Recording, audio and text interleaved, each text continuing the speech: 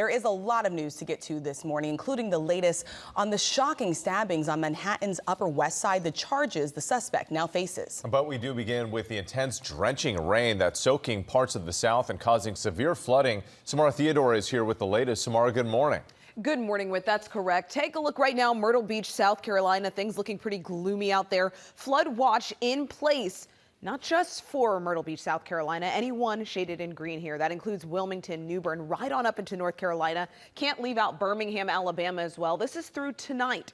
And if you live in yellow, you have an elevated risk at flash flooding. From Charleston and Myrtle Beach right on into North Carolina, back towards Little Rock and Memphis as well. Elevated risk for flash flooding. As far as timing goes, we're anticipating these showers to really rev up through the afternoon and evening hours. The good news is that cold front begins to move out as we head into tomorrow, so we should finally see some relief. As far as totals go, 1 to 2 inches generally, some spots in the orange hitting 2 to 4. And of course, if you live in an area that's more prone to flooding, be very mindful, be very careful out there. That's a look at the forecast. Gio? All right, Samara, be very careful. Absolutely. Thank you so much. Now to the intensifying conflict between the U.S. and Iran, both sides increasing their threats, while President Trump says he is weighing a large-scale attack. ABC's Matt Rivers is in Amman, Jordan right now. Matt, good morning. Hey, good morning, Gio. These are very, very tense moments here in this part of the world as we all wait to see whether this conflict will escalate even further. After 2 weeks of daily strikes against Iran, President Trump meeting with top advisors at the White House to discuss his options, including whether to significantly escalate U.S. military action, according to sources familiar with the matter. We can even make it a heavier dose, and it's knocking out everything they have. Or there's a smarter strategy, and that's you make a deal. The president threatening to take Iran apart, quote, piece by piece, unless they come to a deal. They want to be the tough guys, but they do want to make a deal. But 2 weeks after the end of the ceasefire, Iran showing no such signs publicly, instead expanding strikes across the region, launching a wave of drone attacks against U.S. targets. Smoke seen near a base in Iraq where U.S. forces are deployed. Bahrain, Kuwait, and Jordan also intercepting Iranian incoming fire. Iran telling local civilians in those countries to stay away from areas housing American military personnel. The U.S. military retaliating, once again hitting drone sites near the Strait of Hormuz. This as the war shows signs of further escalation in the Red Sea. Saudi Arabia launching new strikes against Houthi rebel targets in Yemen overnight as the Iran-backed rebel group targeted another Saudi tanker in the sea. There's real concern here along the Red Sea after multiple Houthi attacks on Saudi shipping. Fear is that if the Houthis and the Iranians decide to close the Bab el-Mandeb Strait, it would be another massive hit to the global economy. Gas prices already now up above $4 per gallon nationally and rising as President Trump warns China and Russia to not get involved, saying in a post it would be very bad for them. And, you know, we can't really overstate the effect of what's going on in the Red Sea as it comes to American bottom lines. If those tanker attacks keep happening, if that key strait there in the Red Sea is eventually closed, the effects could be catastrophic for gas prices in the United States. Rachel? Yeah, as you said, $4 a gallon right now, already up more than $1 since this conflict began. Matt, thank you. We're going to turn now to Washington. President Trump attending the White House Correspondents' Dinner. The event taking place 3 months after chaos erupted at the original event with a suspected gunman breaching security and opening fire inside the Washington Hilton. ABC's Stephen Portnoy has more from D.C. Good morning, Stephen. Hey, good morning to you, Rachel. The event had White House reporters insisting political violence can't stop a celebration of the First Amendment. President Donald J. Trump. With fewer guests and far less glitz, the toned-down redo of the White House Correspondents' Dinner still made history as President Trump spoke at the event for the first time. Let's have a little bit of fun, you know. I said, what do we do here? Is this supposed to be fun? Am I supposed to be serious? Am I supposed to be a comedian? Trump did come prepared with jokes. I hope that everyone finally got to enjoy their entire, very delicious beef tenderloins, very special beef. And I want you all to know that Bobby Kennedy, who's right here, personally ran over the cow in his car. But much of his hour-long remarks had the president insulting his press corps hosts. You can be very difficult. You can be very, very difficult people. Trump was seen congratulating the journalists who were honored by the association for work he blasted when it was published and even filed a lawsuit over in a case a judge dismissed. This has not been an easy evening, all these awards. Do I have a say? Those awards, oh, those awards. The president ended his speech donning a Trump 2028 cap. Thank you. The do-over dinner went off without a hitch at a different venue with a smaller ballroom 3 months after the initial event was derailed by an alleged attacker. Authorities say 31-year-old Cole Thomas Allen traveled cross-country by train from Southern California with the intent to strike the April dinner. Allen has pleaded not guilty to 4 federal counts. The Correspondents Association honoring the officer who was shot in his bulletproof vest during the attack with a standing ovation last night. Now, security at last night's dinner was noticeably tighter. Guests had to show photo ID along with QR-coded tickets. The annual event raises money for scholarships, honors award-winning reporters, and last night it paid special tribute to an ABC News pioneer, our dear friend and tough-as-nails photographer Melissa Young, who retired last year after more than 4 decades covering presidents all around the world on the White House beat. Wow, a well-deserved honor right there. Stephen, thank you so much. We appreciate it. We turn now to the crucial Maine Senate race that could help decide control of the chamber in November. Democrats about to choose their nominee after their previous candidate suspended his campaign. ABC's Christiane Cordero joins us now from Washington. Christiane, good morning. Whit, good morning. Just over 3 months to go until the midterm elections, and this is one of those races that could impact which party controls the Senate. It has already seen several curveballs. Today, 601 delegates in Maine are set to officially choose a new Democratic Senate candidate to challenge Republican incumbent Senator Susan Collins in November. All signs point to the nomination going to this man, Troy Jackson, known as the liberal lumberjack. He's a 5th-generation logger from Maine who also served as the president of the Maine Senate and is considered a progressive Democrat. He previously supported Graham Plattner as the Democratic Senate nominee, even rallied with him shortly before last month's primary. Plattner won the primary, but then suspended his campaign after being accused of sexual assault by a former girlfriend, which he denies. Jackson almost immediately entered the race to replace Plattner and has since picked up several prominent endorsements, including from 3 of his fellow Democratic candidates who were also running for the seat. Big picture here, the stakes are high, not just for Maine, but nationwide. Democrats need to pick up 4 seats in November to flip the Senate's balance of power. Gio? The stakes are high indeed. All right, Christiane, thank you so much.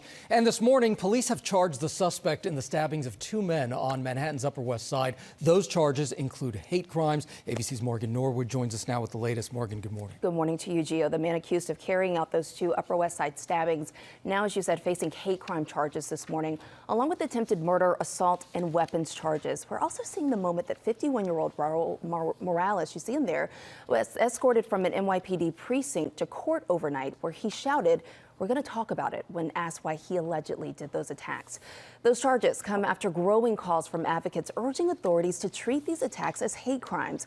Police say Morales first stabbed a 57-year-old Asian man in the torso near Central Park West on Thursday. Then minutes later, allegedly stabbed a 50-year-old Jewish man in the chest with a screwdriver after he stepped outside a synagogue. Investigators say the suspect allegedly shouted Allahu Akbar during both attacks. Both men are expected to survive. Now, in court, prosecutors say he also shouted justice for Islam as he passed a synagogue. Police say that there was no known connection between the suspect or either victims. They're also looking into whether mental health played a role here. Mayor Zohran Mamdani has been outspoken about this. He is welcoming the charges, saying every New Yorker deserves to be safe regardless of their race or religion. But these hate crime charges, these are the initial arrest charges from police. The Manhattan District Attorney will now review the case and could ultimately decide to file different or additional charges. So we're going to be watching that very closely. His next court appearance is next Thursday. Yeah, really a frightening scene, too. Really. All right, thank you for that, Morgan. We turn now to those massive wildfires in Europe, forcing 175,000 people to abandon their homes in France and Spain. ABC's Marcus Moore joins us now with the latest. Marcus, good morning. Well, good morning. With some of these fires growing in size overnight and now threatening urban areas, crews are struggling to get them under control. And a wildfire expert in Spain said it's like facing a tsunami that can't be stopped. This morning, a fire emergency across southern Europe, forcing 175,000 people to evacuate as strong winds, high temperatures, and drought conditions whip up fast-moving flames across the region. Spain declaring a national emergency. Fires scorching at least 37,000 acres, and new evacuations in Madrid as 3 massive fires exploded in size on Friday and merged into one just outside the city, creating a catastrophic situation that's closing in on populated areas. Local officials calling it the worst fire in the history of the Madrid region. More than 3,000 people now mobilized to battle the blazes. Their fight on the ground and from the air as they try to get ahead of the flames. And in France, more than 50,000 acres have burned so far, doubling in size in just a day. The biggest fire burns toward Bordeaux, smoke already seen over the city, as residents and tourists across the popular vacation region have been forced to flee. There's nowhere to go. The roads are shut. The police told me to stay. Tennessean Rebecca Papin and her 2 children on vacation in nearby Biscarrosa. Fast-moving flames made it too dangerous for them to leave. Everything is burning, and that the 2 main roads leaving the city are closed and on fire. So I just stayed in the house. French officials urging them to shelter in place as hundreds of firefighters race to get this dangerous fire under control. This is far from over. France is bracing for another wave of hot temperatures next week, which won't help in the situation. And for some perspective, one of the fires has burned an area that would cover all of Seattle. That's about 81 square miles of land area, or nearly twice the size of Paris. Gio, it's absolutely extraordinary. It truly is unbelievable how many people are affected by this. We are thinking of them. Under control. Absolutely. Marcus, thank you. All right, we have new concerns this morning about the spread of cyclosporiasis. That's a parasite illness that has sickened so many across the country. The outbreak linked to shredded lettuce now includes 4 more states, and ABC's Andrew Dimbert is here with all these details. Andrew, good morning. What are we looking at here? Good morning to you, Gio. Cases of the intestinal illness cyclosporiasis are now rising across the country. The CDC reporting more than 12,000 suspected cases across 9 states. The outbreak epicenter linked to shredded lettuce from Mexico served at Taco Bell is now expanding. 4 states were added, making it a total of 9. Most of those cases, more than 8,000, are in Michigan, and there have been about 160 hospitalizations. No one has died. The lettuce was distributed by Taylor Farms and sourced from central Mexico. Late Friday, Taylor Farms announcing it had suspended all production from that region. Previously, the shutdown was limited to iceberg lettuce implicated in the outbreak and a voluntary recall in 27 states for other iceberg lettuce products out of an abundance of caution, Gio. Okay, an abundance of caution. But how confident are the FDA and the CDC that they actually know the cause of this outbreak? Well, federal investigators are very confident that the source of the majority of these cases, the ones in those 9 states, is the shredded iceberg lettuce sourced by Taylor Farms, which is now no longer being served or distributed. But there are some cases in nearly every state, and public health officials are trying to figure out the cause of those illnesses and any connection with the outbreak. And guys, the outbreak shows no signs of slowing down either. The incubation period can be as long as 2 weeks. Here are the symptoms to look out for: significant fatigue, fever, upset stomach, and weight loss. If you're experiencing any of these over a period of several days, you should seek medical help. Yeah, really important. Okay, Andrew, thank you. We're going to turn now to another important health update. The U.S. has broken another measles record, and it's still only July. According to the CDC, there have been 2,318 measles cases reporting in the U.S. so far across 43 states. That's more than last year and the most since 1991, when there were over 10,000. The head of the American Academy of Pediatrics is saying this morning that this is a public health failure and says that it's avoidable. Health experts worry the U.S. is now poised to lose its measles elimination status amid declining vaccination rates. Rachel, now to an amazing rescue story from the Grand Canyon National Park, where an 83-year-old hiker was missing for more than 24 hours. Authorities say he and a friend had planned on a short hike but became separated. An all-night search then turned into an all-day search before he was spotted by helicopter and then carried to safety on foot by a team of rescuers. Very glad he's okay. Yeah. Now to Philadelphia. Oh, rolling out the red, white, and blue carpet for LeBron James, who's just signed a 2-year deal with the 76ers, sending Philly fans, as you can imagine, into a frenzy with new hopes for a first championship title since 1983. ABC's Ike Ejiochi, who knows Philly well, is here now with more. Ike, good morning. Good morning, Gio. You got to love those Philadelphia fans, huh? LeBron James, he's taking his talents to the city of brotherly love. And this morning, the city is still in shock. It's the decision he's calling his last. Oh my God, he's coming! A historic decision sending shockwaves through the sports world. Wow, he picked Philly. I'm totally shocked. From one of the greatest to ever play the game, LeBron James joining the Philadelphia 76ers for his 24th season, calling it his last decision, writing in part, "I'm not going for money. I'm not going for family. I still want to compete, to win, and to have a chance at the feeling of winning another championship." James signing a 2-year, $8 million contract with the franchise, sending Philly fans into a frenzy. We got Bron! I'm excited, man. LeBron coming to the Sixers. We gonna win a chip in the playoffs. It's about to be a movie, man. StubHub saying demand for Sixers tickets spiking dramatically, and his new Sixers jersey already selling out. The move gives the Sixers one of the greatest players in league history, even as the 41-year-old enters the final stage of his career. This is a landmark and historic move for LeBron James to go to Philadelphia because from a historical perspective, he's aiming potentially to play 25 seasons. That would be obviously an NBA record, and that would give him a full round number to set an NBA trick that's never been done before. At the Phillies game Friday night, a brotherly love welcome for King James. 76ers, stomp your feet, everybody. So what were the clues to this deal? Last week at Fanatics Fest, James saying he wanted to trust the process, a motto popularized by the Sixers, heightening suspicion from fans. Another, the Sixers recently recruiting Celtics superstar Jaylen Brown.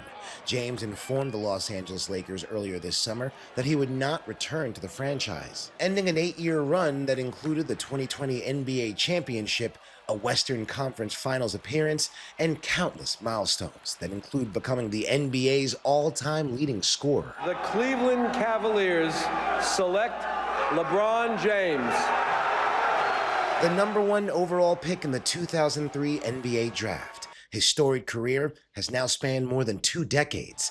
He's now chasing history to become the first player to win a championship with 4 different NBA franchises. Yeah.